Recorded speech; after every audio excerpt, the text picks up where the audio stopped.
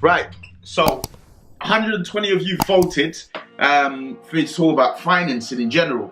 To start off, I think it's important to understand psychology of advertising, but also the idea of product creation and the way that products are placed on the marketplace today.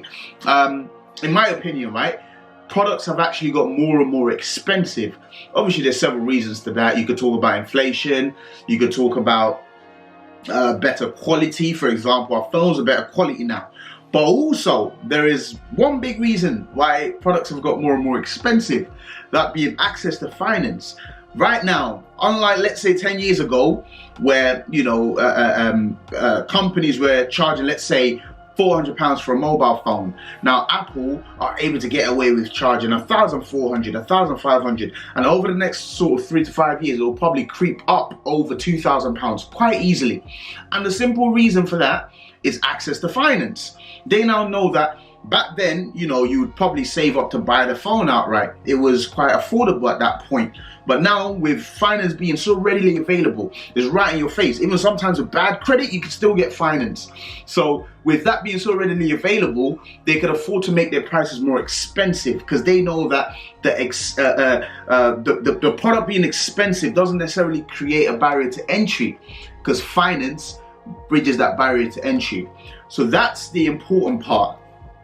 To move on from that, which I'll talk more about towards the end of the video, before financing any product, it's important to categorize things into two different sections, right? You always have to have your good debts, and you always have to have your bad debts. If you're able to categorize into these two areas, you would never, or you would rarely ever make a bad financing decision.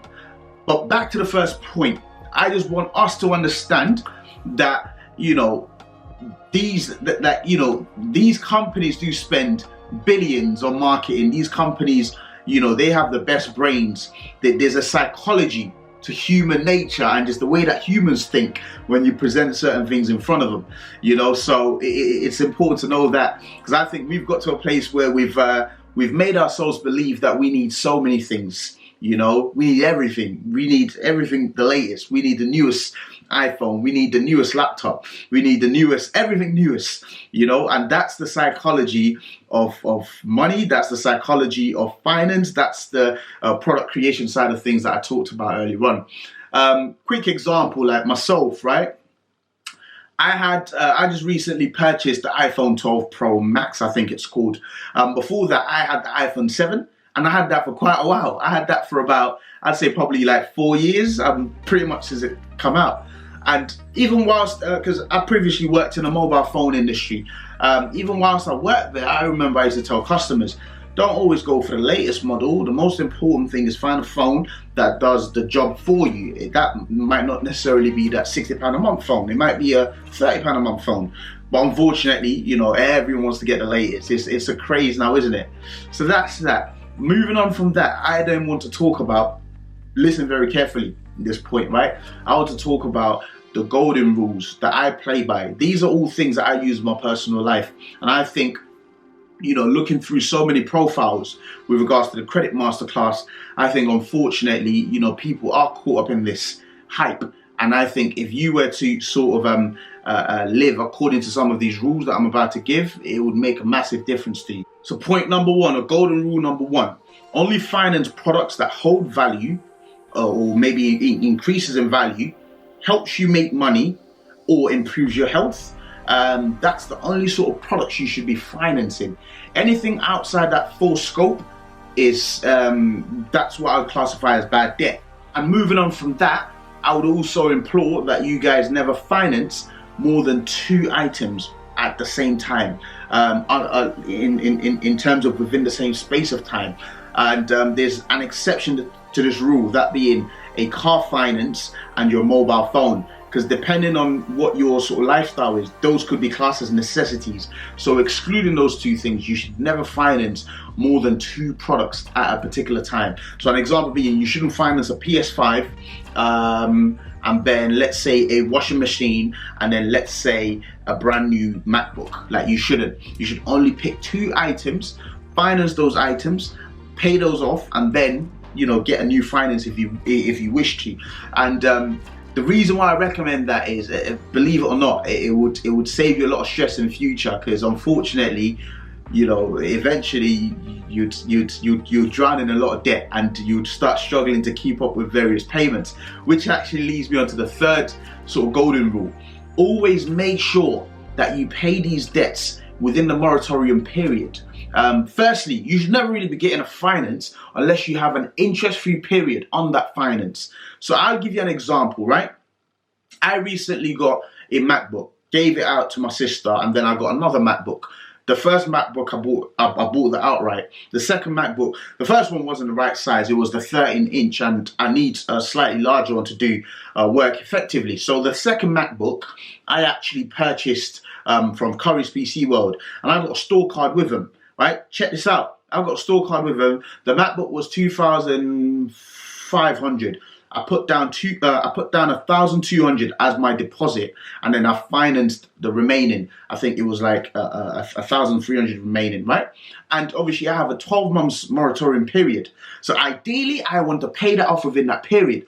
Otherwise, then I'm locked into a 24 months contract that will cost me about £90 a month. So 90 times 10 is 900 plus another 90. That's £1,080 times 2. Over 2 years, I'll be paying around £2,160 simply by missing out that moratorium period of 12 months. So it shows you, most of these finance companies, they try and catch you out, because most people are not going to pay that finance within that moratorium period. So they sting you on the next phase of that finance. But yeah, so that's definitely that. Try and get those payments made within the moratorium period.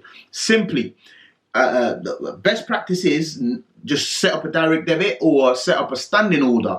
Don't say I will pay it, because you never actually get to pay it. Make use of short-term financing. Short-term financing is great because obviously it's interest-free. An example being Klarna, and let's say you do it over 3 months. It's interest-free and it's less debt, like you're carrying less debt forward. Ideally, the shorter the finance term, the better it is for you.